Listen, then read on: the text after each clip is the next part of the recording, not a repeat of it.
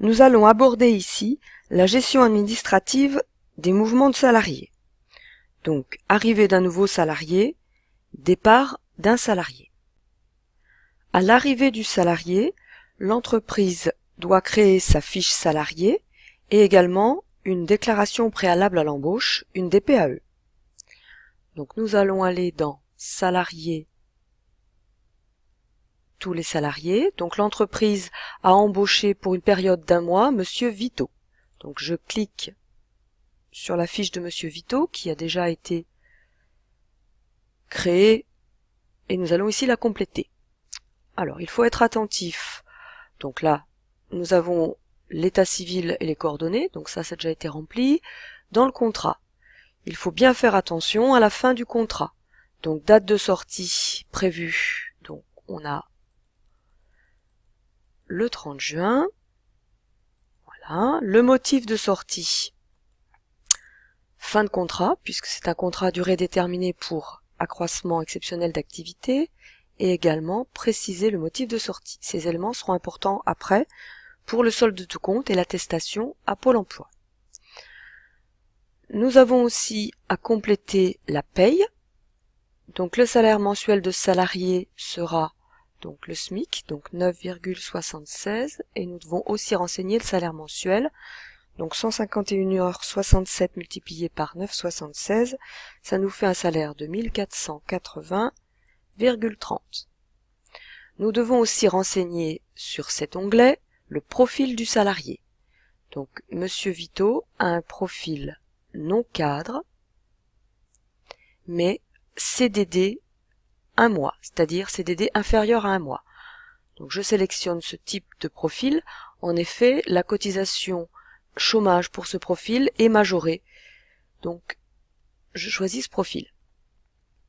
Les autres onglets ne sont pas à renseigner pour l'instant, donc je vais pouvoir enregistrer et fermer. Pour l'instant, je ne souhaite pas créer la fin de contrat. Je coche donc sur non. Donc maintenant que la fiche salarié est renseignée, je vais pouvoir créer la DPAE. Donc je vais sur salarié, administratif, document administratif et créer un document administratif. Donc l'assistant de création s'ouvre, je clique sur suivant, je choisis un modèle. Donc je peux taper DPAE, c'est plus rapide, et j'arrive sur, on me propose plusieurs types de DPAE. Donc je prends la DPAE classique pour mon salarié Monsieur Vito. Je fais suivant, recalcul automatique, lancer.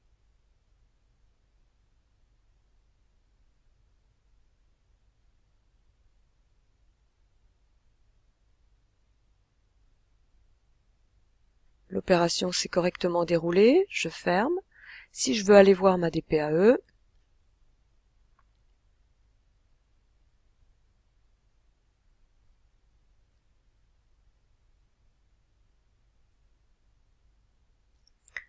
donc la DPAE, donc le document vierge, a été croisé avec les données de mon salarié, données que j'avais enregistrées dans la fiche. Voilà, si je descends jusqu'en bas, donc j'ai en fait tous les éléments, la date d'arrivée, donc je peux donc cocher contrat à durée déterminée, je peux modifier bien sûr cette date et la mettre au 1er juin 2017. J'enregistre et je ferme.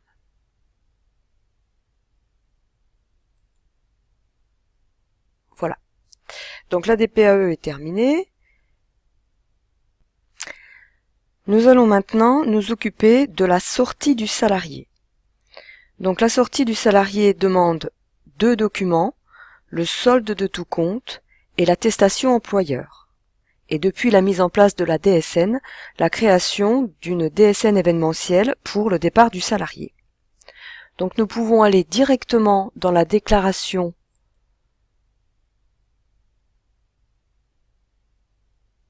dans le signalement, donc fin de contrat, ajouter, signalement fin de contrat, et ce signalement va nous permettre de générer aussi le solde de tout compte. Voilà, donc fin de contrat. Je vais sélectionner, je vais ajouter un signalement. Voilà, donc pour mon salarié qui est sorti, donc Monsieur Vito, le bulletin de fin de contrat, c'est son bulletin de juin 2017. Voilà, donc période d'emploi du 1er au 30 juin, dernier bulletin du jour travaillé et payé. Donc j'ai tout ce qu'il me faut, je ferme. Voilà, donc il m'a créé un solde de tout compte. Je peux maintenant préparer, que j'irai voir après, je peux maintenant préparer la fiche de signalement.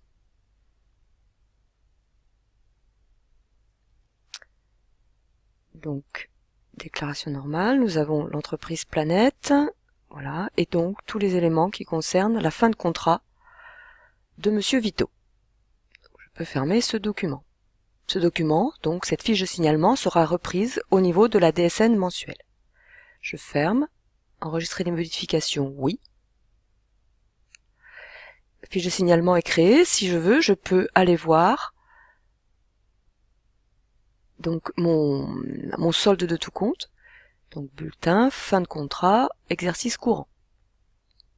Donc mon solde de tout compte est ici. Si je clique dessus, voilà, je retrouve les éléments du solde. Je peux fermer.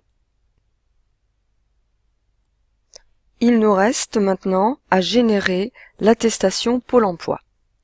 Donc pour ce faire, nous allons dans Salarié, Administratif, Document administratif, Création d'un document administratif. Comme nous l'avons déjà fait plusieurs fois. Donc nous pouvons choisir le modèle. Donc attestation. Donc un certain nombre d'attestations nous sont proposées. Et nous retrouvons quelque part l'attestation Pôle emploi dématérialisée. Je double-clique dessus. Je sélectionne mon salarié. Suivant.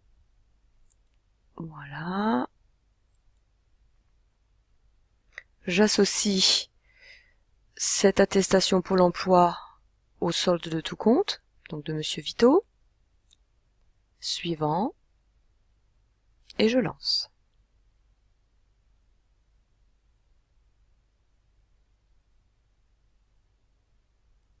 Voilà, c'est terminé. Je peux ouvrir cette attestation. Donc je retrouve le modèle de l'attestation Pôle emploi que nous connaissons. Voilà, je peux aller en page 2. Voilà.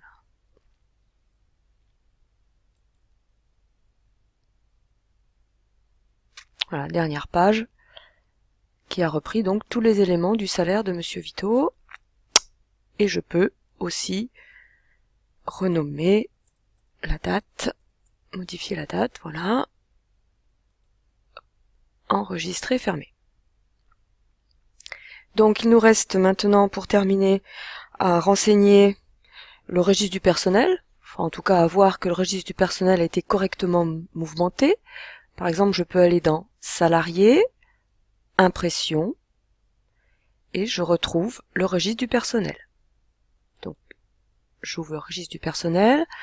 De la même manière, donc je personnalise, donc exercice 2017, de janvier à juillet 2017, et je prends l'ensemble des salariés, bien sûr. Voilà, et je peux faire un aperçu de ce document, puisque c'est un document que je ne peux seulement imprimer ou exporter, faire un document Word par exemple. Donc je retrouve bien l'ensemble de mes salariés de janvier à juillet, Monsieur Vito compris. Voilà, j'ai terminé avec les mouvements des salariés et l'ensemble des documents administratifs qu'il faut générer.